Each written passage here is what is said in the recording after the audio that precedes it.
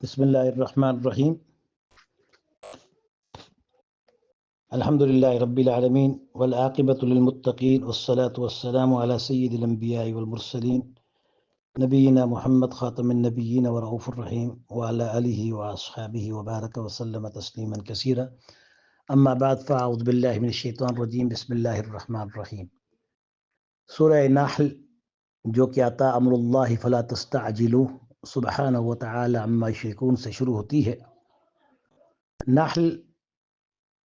اس صورت مبارک کا نام اس لیے رکھا گیا ہے کیونکہ نحل نحلتن کی جمع ہے شہد کی مکھی۔ نحل شہد کی مکھیوں کو کہتے ہیں اور نحلہ شہد کی ایک مکھی کو کہتے ہیں، کیونکہ اس صورت میں اللہ تعالیٰ نے جو ان شہد کی مکھیوں کو کمال اور درجہ صنعت عطا کی ہے کہ جس سے وہ اپنے منہ سے اور اپنے پیشاب سے اللہ نے اس کو یہ قوت اور طاقت بخشی ہے کہ وہ پھلوں کے رس کو چوس کر پھر اس شہد کے چھتے میں اس کے اندر اللہ تعالیٰ نے ان کو مٹھاس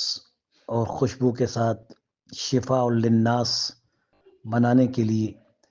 ایک ایسی بہترین چیز جو انسان کے تمام جو نہایت ہی مرغوب ترین چیزوں میں اور میٹھی چیزوں میں، شیرینی چیزوں میں، لذیذ چیزوں میں، پر لطف اور پر کیف چیزوں میں جو چیز اللہ نے کھانے کے لیے پیدا کی وہ شہد ہے۔ تو ایک تو یہ بات اس میں ہے، اور اس کا جو زمانہ نزول ہے وہ مکی زندگی کا آخری دور ہے، جس وقت آپ ہجرت کے قریب یعنی یہ صورت نازل ہوئی، اور جب کہ ہجرت کا وقت قریب آ چکا تھا۔ تو جس وقت نضر بن حارث، ایک تو یہ واقعہ ہے کہ نضر بن حارث جو کہ رسول اللہ صلی اللہ علیہ وسلم کو چیلنج کیا کرتا تھا اور اللہ کی طرف منہ کر کے کہتا تھا کہ اگر یہ بندہ حق ہے اور جو یہ قیامت کا ذکر کرتا ہے حق ہے تو پھر مجھ پر تو آسمان سے عذاب کو نازل کر اور مجھے تو تباہ کر دے۔ تو اللہ تعالیٰ نے بدر کے موقع پر اس بدبخت کو راندہ درگاہ کیا اور یہ قتل ہوا۔ اور اسی طرح جب یہ صورت نازل ہوئی تو یہ اس موقع پہ نازل ہوئی جس موقع پہ کفار نے، مشرکین نے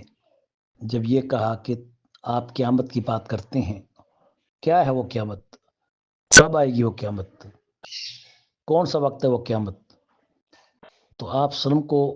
وہ تانے دے رہے تھے اور نہایت ہی گستاخی کا مظاہرہ کر رہے تھے۔ تو اللہ تعالیٰ نے اس آیت کو نازل کر دیا، عطا امر اللہ، اس صورت کو نازل کرنا شروع کر دیا۔ آ گیا وہ حکم جس کا یہ انتظار کر رہے ہیں، یعنی قیامت کا دن۔ تو نبی کریم صلی اللہ علیہ وسلم پر جب یہ آیت نازل ہوئی تو اللہ کے پاک پیغمبر دہل گئے، ڈر گئے کہ وہ ان ظالموں نے قیامت مانگی، اللہ نے قیامت کو بھیج دیا، اب یہ اللہ کا حکم آ گیا تو اب ہو کے رہے گا۔ بس اچھلے اور اسی وقت دہلے، اور جیسے ایک خوف کی وجہ سے، پریشانی کی وجہ سے بندہ اٹھ پڑتا ہے، آپ اٹھے کہ اتنے میں پھر دوسری آیت کا لفظ بھی ساتھ آ گیا، فلا تستعجلو، جلدی نہ کیجیے اے محبوب کریم، ان کو کہو اس قیامت کے مانگنے میں جلدی مت کرو، بس آپ کا وجود ہی قیامت کی نشانیوں میں سے ایک نشانی ہے، اور آپ نے اپنی سبابہ یعنی انڈیکس فنگر شہادت والی اور وسطیٰ جو درمیان والی انگلی تھی اس کو آپ نے دونوں کو آپس میں یعنی آگے پیچھے کر کے کہا کہ میں اگرچہ قیامت کے ہی قریب ترین دنوں میں، یعنی عین قیامت کے دنوں ہی میں نے اس دنیا میں مبعوث ہونا تھا، لیکن اللہ تعالیٰ کی مشیت عزتی نے مجھے قیامت کے دنوں سے پہلے پیدا کر کے اس دنیا میں بھیج دیا۔ اب قیامت میرے اور میرے درمیان ایسے ہے جیسے یہ انگلی بڑی اور چھوٹی شہادت کی انگلی ایک دوسرے کے پیچھے، یعنی میرا آنا اب اس کے بعد قیامت کے آنے کی دلیل ہے، یعنی آنا والساعۃ کہیتین، جیسے یہ دو انگلیاں ایک دوسرے کے قریب قریب ہیں، میں بھی اب اس قیامت کے آنے کی ایک نشانی ہوں کہ اب میرے بعد قیامت ہی آئے گی، اب کوئی اور نبی نہیں آئے گا، کوئی اور رسول نہیں آئے گا، کوئی اب وحی کا فرشتہ میرے بعد کسی اور پر نہیں آئے گا۔ تو یہ اس کا مختصر شان نزول تھا جو میں نے آپ کو پیش کر دیا، اور اس میں ایک واقعہ اور بھی ہے جس میں ایک صحابی نعمان بن کوکل کا، کہ جس وقت وہ آ کے آپ وسلم کی خدمت میں حاضر ہوئے اور کہنے لگے یا رسول اللہ صلی اللہ علیہ وسلم، اگر میں اللہ تعالیٰ کی وحدانیت کو تسلیم کروں اور نماز کو بھی ادا کرتا رہوں، حلال کو حلال بھی کہوں، حرام کو حرام بھی سمجھوں، تو کیا میں جنت میں داخل ہو جاؤں گا؟ تو آپ صلی اللہ علیہ وسلم نے فرمایا کہ ہاں ہاں کیوں نہیں، آپ اللہ کے حکم سے جنت میں داخل ہوں گے۔ ہاں مجبوری کے عالم میں جب کوئی حرام چیز ایسی کہ جس کے بغیر انسان کی زندگی کا یعنی جانے کا خطرہ ہو، تو اضطراری حالت میں اگر وہ حرام چیز بھی، یعنی جیسے حرام جانور کا گوشت یا کوئی مرے ہوئے جانور کا گوشت یا کوئی ایسی حرام چیز کہ جس کے بغیر اگر وہ نہ کھائی جائے تو انسان کی جان نہ بچ سکے، تو اضطراری حالت میں فمن اضطر غیر باغ ولا عاد فلا اثم علیہ، تو پھر کوئی گناہ نہیں، پھر وہ مباح ہو جاتا ہے، مباح سے مراد اس کا کرنا جائز ہو جاتا ہے۔ تو اسی وجہ سے اس صورت کے اس کے شان نزول میں اس واقعے کو بھی پیش کیا گیا ہے کہ اس میں اس کا واقعہ بھی پیش کیا جائے گا۔ تو یہ سارے شان نزول ہیں۔ دراصل اس صورت کا نام نحل اس لیے رکھا گیا ہے کہ شہد ایک ایسی اللہ تعالیٰ کی طرف سے غذا ہے کہ جسے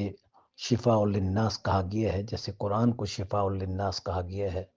کہ وَنُنَزِّلُ مِنَ الْقُرْآنِ مَا هُوَ شِفَاءٌ وَرَحْمَةٌ لِّلْمُؤْمِنِينَ، ایسے ہی شہد کو بھی اللہ کے پاک پیغمبر صلی اللہ علیہ وسلم نے شفا قرار دیا ہے، تو وَشِفَاءٌ لِّمَا فِي الصُّدُورِ، اور اسی طرح اس لیے اس سورت کا نام سورہ نحل رکھا گیا ہے۔ وآخر دعوانا ان الحمدللہ رب العالمین۔ آپ کا بھائی ڈاکٹر مفتی امداد اللہ محمود فرید، رئیس دارالفتہ جامعہ مظاہر العلوم، آرے بازار، لاہور، کینٹ۔